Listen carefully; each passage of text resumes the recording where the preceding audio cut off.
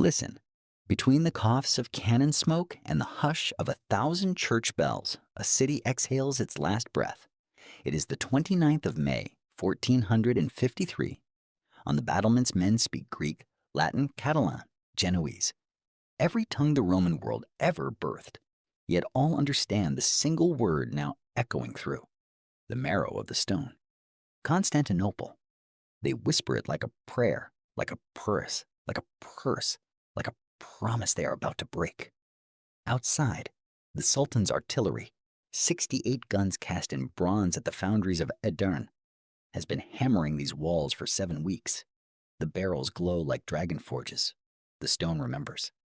And somewhere beneath the feet of the last Roman emperor, Constantine XI Palaiologos, an empire that began 8 centuries before Columbus, 20 centuries before our laptops, is preparing to die.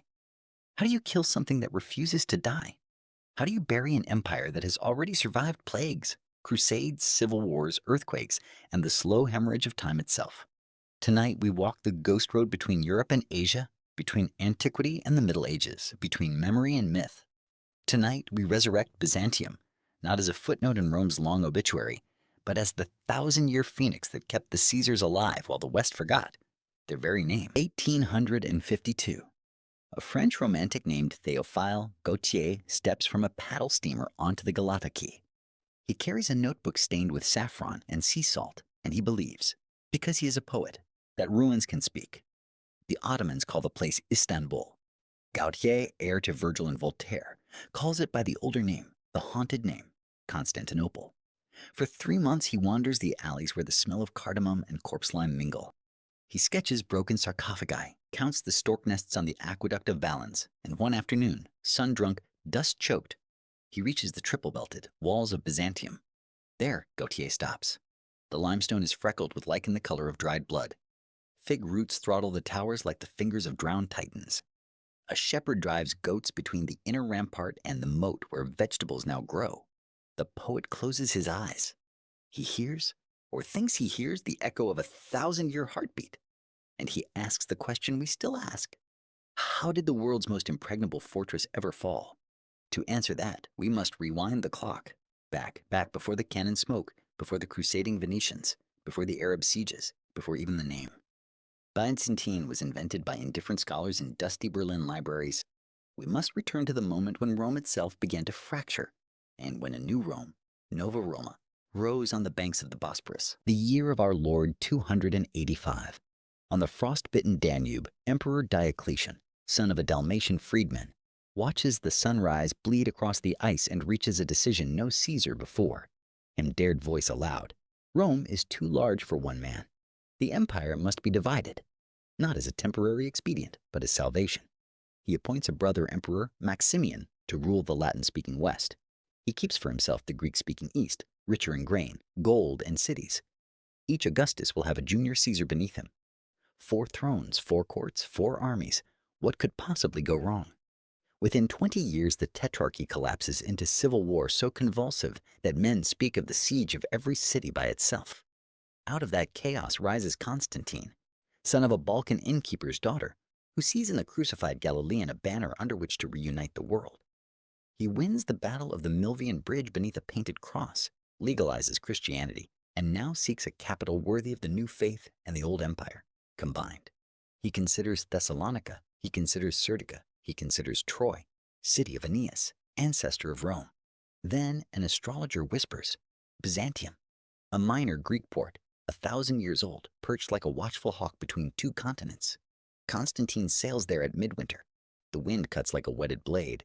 From the Acropolis he sees the Bosporus writhing beneath him, a liquid knife dividing Asia from Europe. He lifts his cloak against the cold and says, simply, here, on the 11th of May, 330, the city is reborn. Workers arrive from every province. Egyptian masons, Isaurian mountain men, Athenian sculptors, even Persian engineers captured in war and promised freedom if they build well. They quarry porphyry in Egypt's eastern desert, purple stone so hard it blunts iron chisels, and drag it 700 miles to become columns that will never bear weight, only majesty. They raise a hippodrome capable of holding 100,000 spectators, twice the population of the town itself. They erect the Senate House, smaller than Rome's, but sheathed in polished marble that reflects torchlight like liquid moonlight. And on the spot where the old Greek Acropolis stood, they plant the million, golden milestone from which every distance in the Roman world will now be measured. Geography is destiny. The promontory is a spearhead aimed at the heart of the world. To the north, the Golden Horn, an estuary so calm it is a liquid street, can shelter 1,000 galleys behind a single iron chain. To the south, the Sea of Marmara, highway to the Aegean and every grain ship that must feed the city. To the east, the Bosporus, less than a kilometer across, through which the merchant fleets of Trebizond, Cherson, Amastris must pass, paying in gold for the privilege of wind. And on the landward side, the Theodosian walls, 40 kilometers of limestone and brick, 2 terraced ramparts fronted by a moat 60 feet wide. Built between 413 and 423, they will keep invaders at bay for more than 8 centuries, longer than any medieval dynasty will endure. When the Huns come, the walls hold. When the Avars come with their Slav vassals, the walls hold. When the Persians and the Arabs come, the walls hold. They hold until gunpowder itself is invented. But stone alone does not an empire make. Byzantium survives because it reinvents Rome. Latin speech slowly ebbs. Greek rises like the tide. Imperial titles mutate. Autocrator, Basileus, emperor of the Romans, yet never Byzantine. That word is a modern invention, a convenience for librarians who need a shelf mark between Rome and Renaissance. They call themselves Romaioi, Romans, until the city falls. They mint coins with the likeness of Christ, autocrat of autocrats, and they create a bureaucracy so intricate that later Turks will borrow the word Byzantine to mean labyrinthine. They also create Greek fire, a liquid weapon projected through bronze tubes, igniting on contact with water, burning even beneath the waves. It is the napalm of the Middle Ages, and for 6 centuries it turns the Bosporus into a moat of flame. Yet the empire's greatest weapon is memory.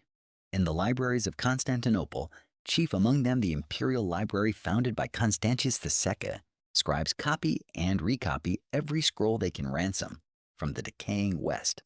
Homer, Herodotus, Euclid, Ptolemy, Sophocles, texts that would otherwise vanish like smoke are preserved here while the Latin West forgets how to read. By the 9th century, more than 100,000 manuscripts lie chained in monasteries and palaces. When Crusaders sacked the city in 1204, they sell these books for pennies to Venetian merchants who use the parchment as wrapping paper for spices. But enough survive. Enough wait in the shadows until refugee scholars flee to Florence in the 15th century, carrying with them the Greek that will awaken Europe from its long medieval slumber. Without Byzantium, there is no Renaissance, only a darker age. Enter Justinian, nephew of a Macedonian swineherd, crowned in 527. He speaks Latin with a rustic accent, Greek like a philosopher, and dreams in Roman law. With his general Belisarius, an enigmatic man who rides into battle with a pet goose perched on his saddle, Justinian reclaims North Africa from the Vandals. In a single lightning campaign, he retakes Sicily, re-enters Rome itself, and for one shimmering moment the Mediterranean becomes a Roman lake once more. At home, he codifies Roman law into the Corpus Juris Civilis, 4,000 scrolls compressed into 4 books. That will govern Europe until Napoleon.